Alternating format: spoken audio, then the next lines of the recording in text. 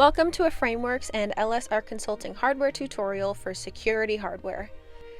First, you will measure the frame and the wall to see where the hardware needs to be installed to properly hang the artwork.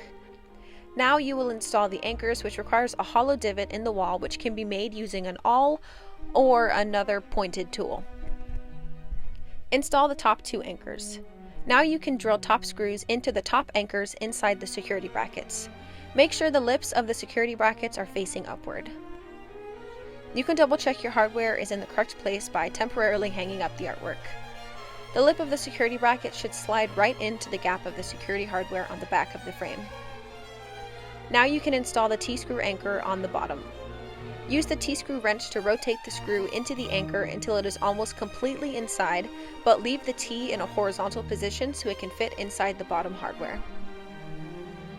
Place the frame on the wall, letting the T-screw into the bottom hardware, and use the wrench to rotate the screw until the T shape is vertical.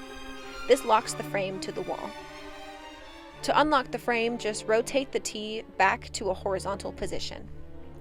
Thank you for watching.